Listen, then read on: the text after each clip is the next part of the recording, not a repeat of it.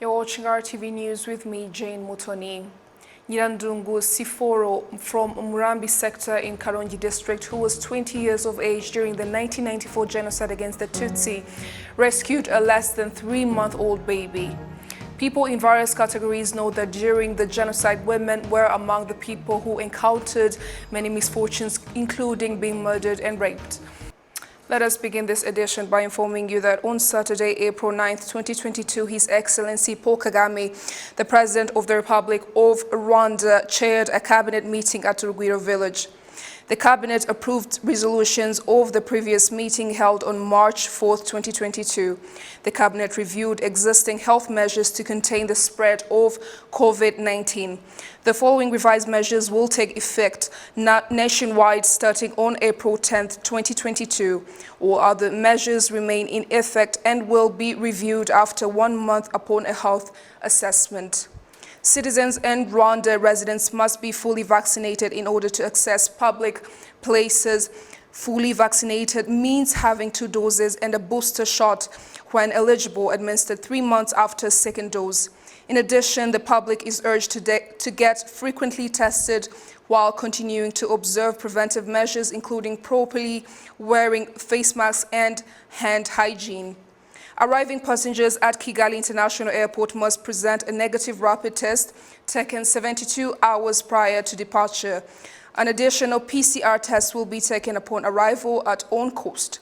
Departing passengers at Kigali International Airport must present a negative rapid and/or PCR test, depending on requirement, at destination, taken 72 hours prior to departure. All departing Rwandans must be vaccinated. Public transport will continue with buses operating at full capacity and windows must be open for proper ventilation. Bus operators must ensure all passengers are vaccinated. Penalties will be applied for non-compliance. The cabinet was briefed on remembrance events planned during the 100 days of mourning period of the 28th commemoration of the 1994 genocide against the Tutsi in Rwanda.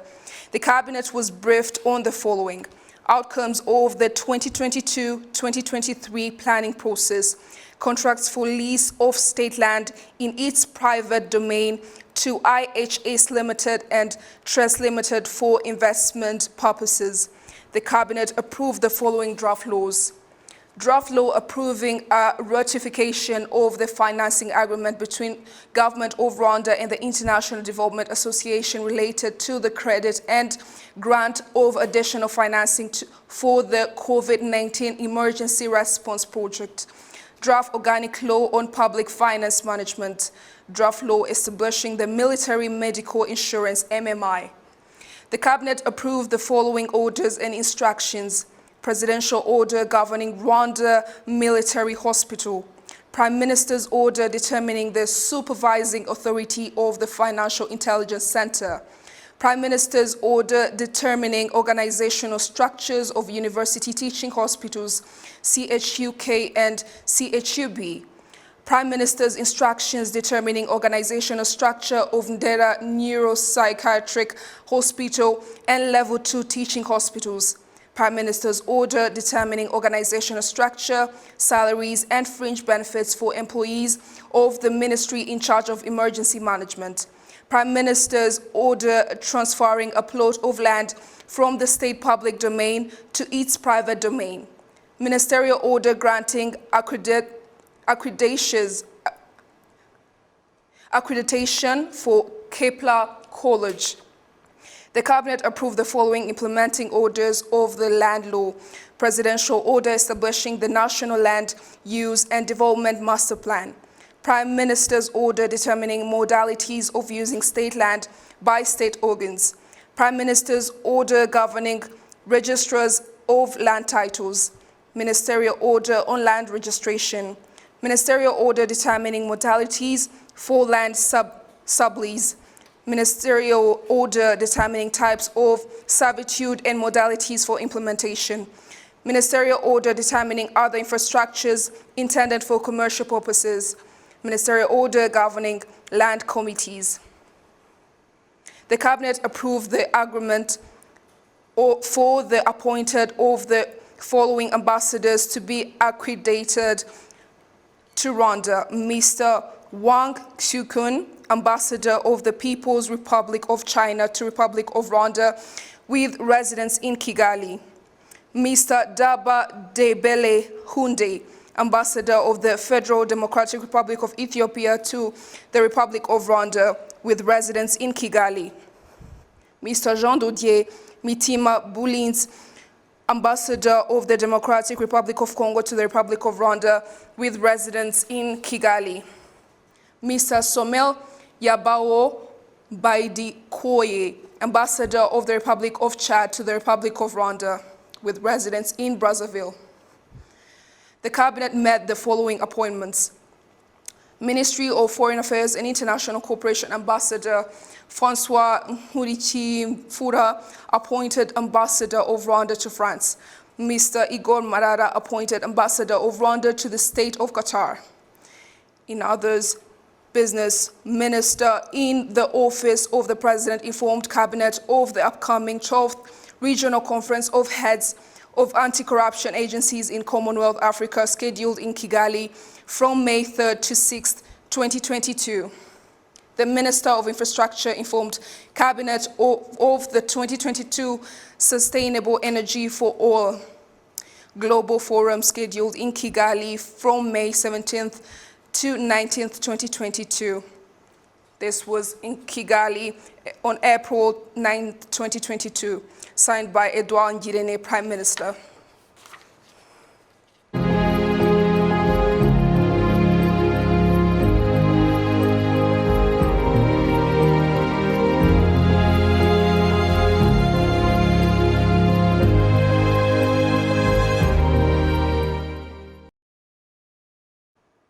Nyirandungutse Siforo from Murambi sector in Karongi district, who was 20 years of age during the 1994 genocide against the Tutsi, rescued a less than 3-month-old baby, took her home and nursed her, as this was her first ever experience in breastfeeding. The child is now grown and married. The child she rescued, who is now an adult, thanks Siforo for her kindness along with those who helped her. Take a look. It was in the month of April 1994, as Siforo was a 20-year-old girl at the time. Her parents had sent her to pick up firewood and to come back quickly. Siforo quickly rushed through the forest on the hill across from home, where they usually collect firewood. In that forest there was a deep hole. It was in a place known as Gikuku. Many Tutsi were killed and thrown into that hole. When Siforo arrived, she saw what her eyes had never seen. The baby had been thrown at the edge of the hole with baby swaddles next to it. When I arrived near the hole, I saw a baby. I could no longer collect firewood. Instead, I chose to carry the baby with its baby saddles on my back and took it home. It looked very skinny to a point it could no longer cry, and its lips were extremely dry. I think it was 2 or 3 months old because it was very tiny. Instead of rushing home with the wood she was sent to bring, Siforo came back home with a baby. Could this have caused problems in the family?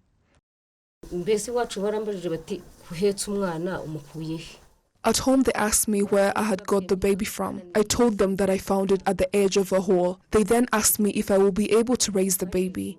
They didn't scold me. Instead, they supported me by giving me milk. My brother was among the perpetrators during the genocide. He couldn't dare touch the baby.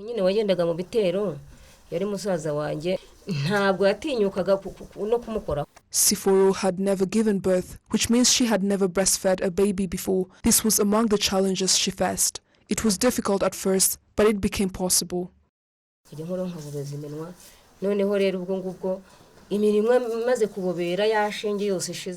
At first, I tried breastfeeding it, and because nothing was coming out, the baby could cry. My breasts became sore out of trying. By God's grace, a few days, they started producing milk. I continued breastfeeding it and feeding it with porridge, and with time, it got used to it. She grew up and discovered her auntie, who came and took her.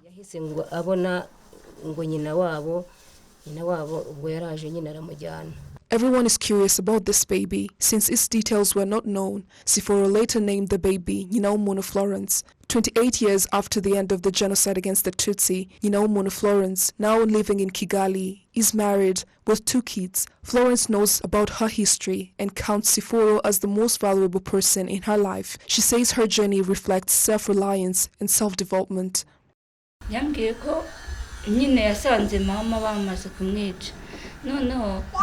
She told me that at the time, when she picked me, my mom had just been killed. I consider her as a valuable person because while her brothers were genocide perpetrators, she could have killed me, but she chose instead to rescue me. The fact that I was rescued, a baby, and I'm now a mother of 2 makes me happy. On one part, I used to feel sad, but now I don't feel bad anymore. I have a shop, I sell spare parts.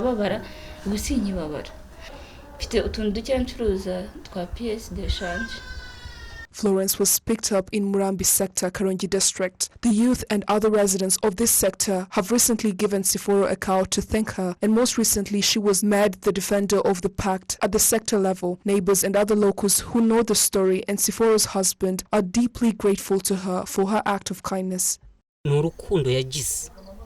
It was an act of love and kindness. It's a testimony for me as well, even though at the time we were only neighbors. It serves as an example to me to always do good.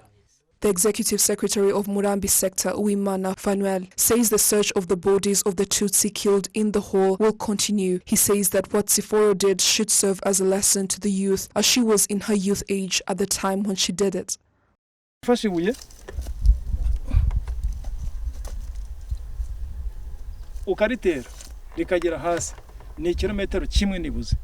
When you throw a stone in the hole, it sounds like it's a kilometer deep. As we search for remains in other cells and villages, we also search here. What she did is heroic. We encourage the youth to do heroic acts, just like she did.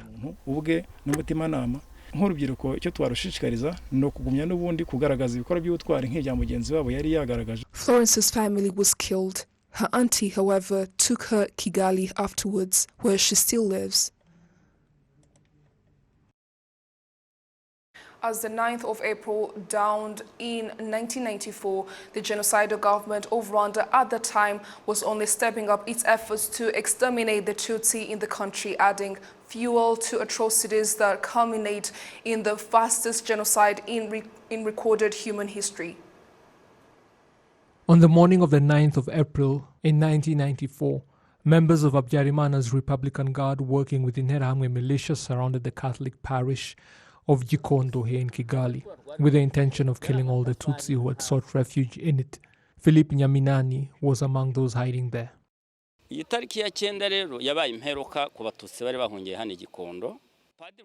9th was the end for the Tutsi who had fled here at Gikondo. The priest had just prayed for them at around 9 a.m. when the soldiers burst in and fired a round of bullets into the ceiling to drive everyone to the front of the church.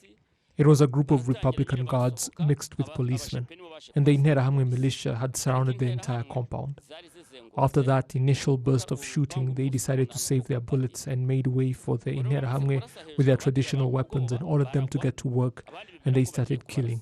Afterwards, they brought in kerosene and began to burn the bodies. That is the reason that many of the coffins contain ash, and it is impossible to tell just how many people died here. We say 500, but that is just an estimation because there were many more. The proof is that on the evening of the 9th, government trucks came in and hauled many of the dead away, and to this day we do not know where the bodies were dumped.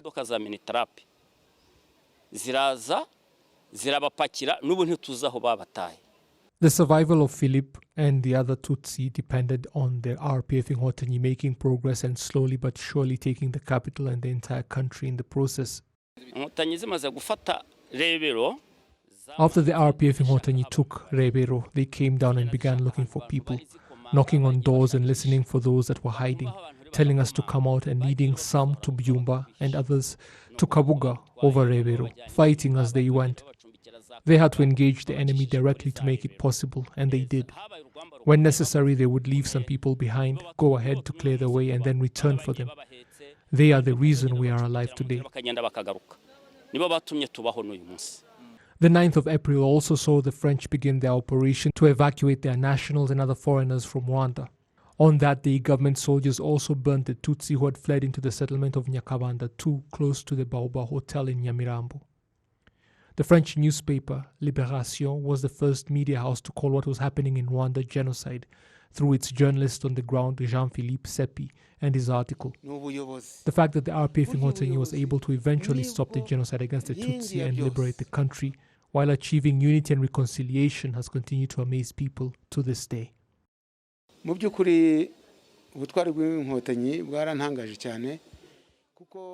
all honesty, the courage of the RPF Inkotanyi amazed me in the face of very difficult odds, fighting a well-equipped army.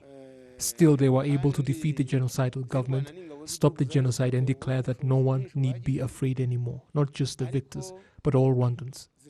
I was again pleasantly surprised when they formed a government of national unity, excluding no one based on tribalism or their areas of origin. A government for all Rwandans was created.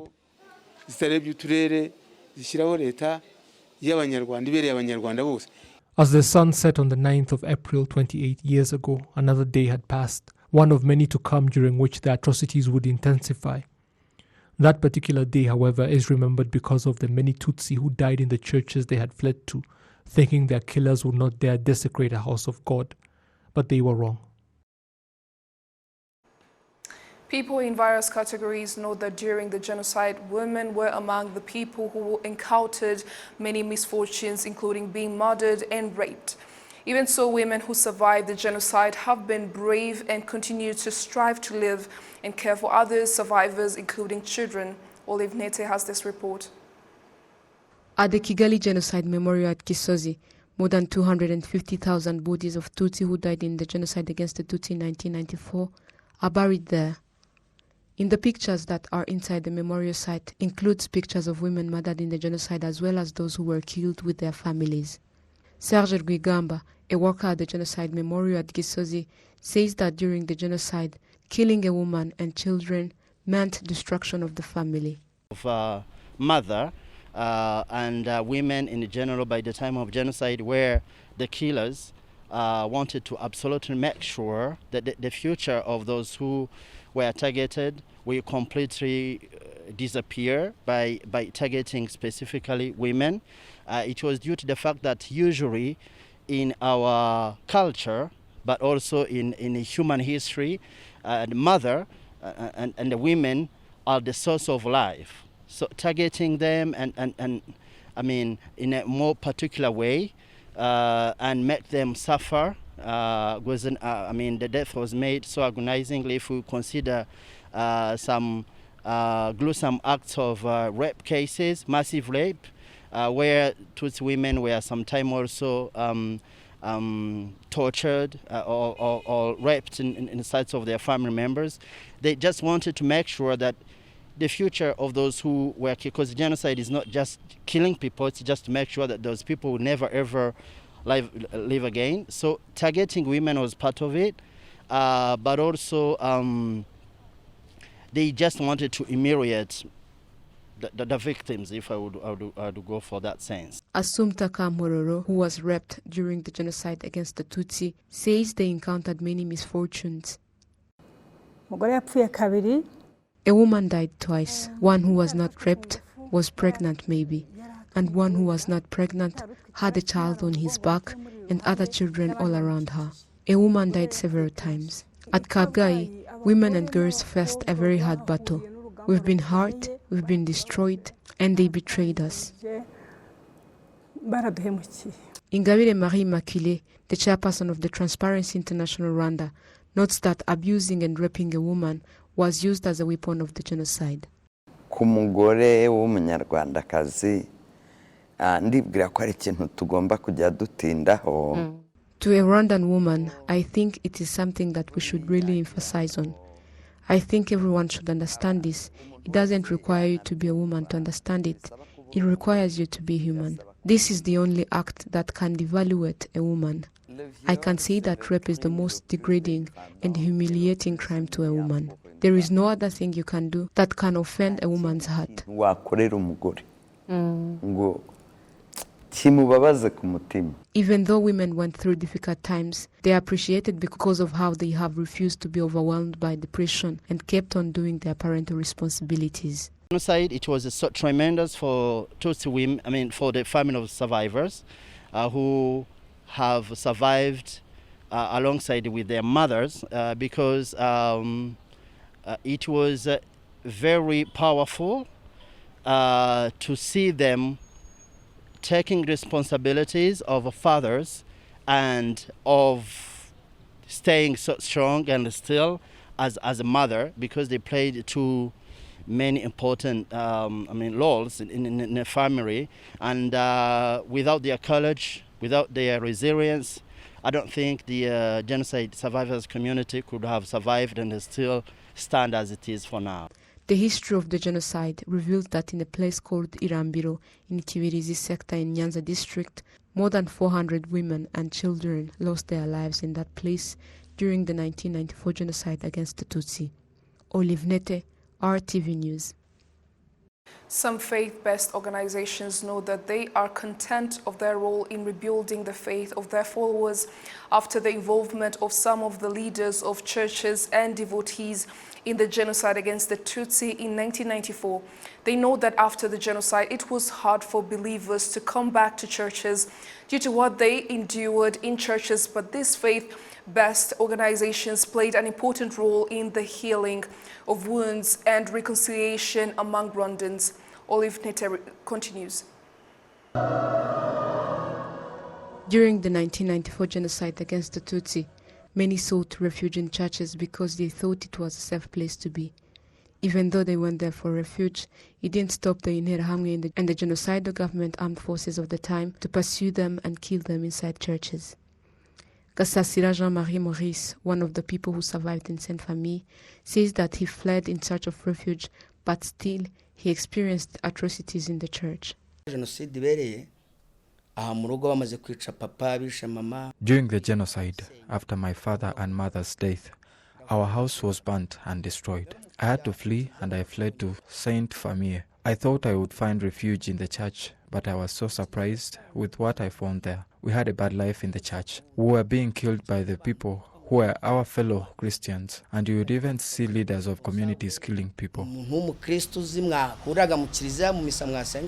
After the genocide against the Tutsi, various believers and followers of different churches did not want to return to the house of God because of the wounds caused by what they encountered in churches. But due to different programs of these faith-based organizations, people again felt the need to come back in the house of God, and they were set free. The house of God did not kill people. Instead, the people in the church, our fellow Christians, murdered other Christians. In the house of God, there are men of God. He approached me, and I asked him to listen to me so that I can tell him what is on my heart. He listened to me. A Christian needs someone who can listen, and when you listen to them, they open up and say what is on their heart, which sets them free. And when you are set free, you can move from one level to another. We can call it moral treatment. Father Valence Niragire, the Secretary General of the Commission of Peace and Justice in the Catholic Church, notes that there was establishment of synod, also called Gacaca Nhirisitu, to assist Christians in healing and reconciliation.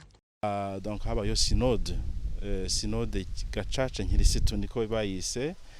Synods have been established. Synods are also called Gacaca Nhirisitu. Its goal was to help Rwandans and Christians to face their problem. Synods means working together. We did that journey together with the same goal so that we can celebrate the Jubilee with everyone at peace. Through it, people opened up and spoke the truth. And that was the intention, for people to speak the truth about the history of the genocide against the Tutsi in their sectors and tell where they used to live. At the closure of the synod, some people made good decisions, saying that because of this synod, I will not forget that you are my brother.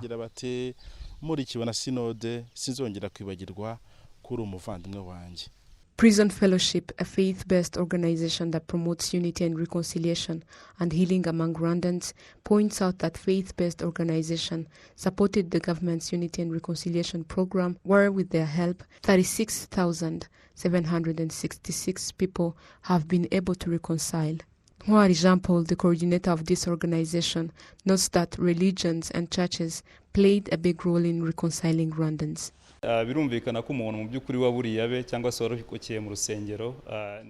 It is understandable for someone who lost his loved ones or survived in a church to not go back to church. It is traumatizing and it leaves him with wounds. I think that churches also didn't have the courage to approach followers after the genocide, and some still have that kind of trauma till now. The goal of different religions and churches is to approach again the followers, showing them what the church did and its involvement in the genocide, but also show them the role of the church in rebuilding them. That is being done, and it has been productive. People now understand the reason behind the genocide and how it was prepared. People gained back hope through the programs of unity and reconciliation, as well as country's current policies in approaching them, and also showing the will of the country as well as of different partners of the government in this journey of rebuilding and giving them hope.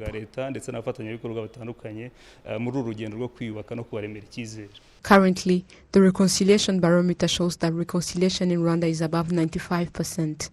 Through various programs of the Rwandan government as well as various religious organizations, people have been set free and continued to live peacefully. Olive Nete, RTV News. On Saturday, Rwandans, friends of Rwanda, and officials in different capacities in Uganda held a commemoration event to mark 28 years since the genocide that was perpetrated against the Tutsi. The ceremony was held at the Golo Genocide Memorial Site, where the bodies of 4,771 genocide victims are buried.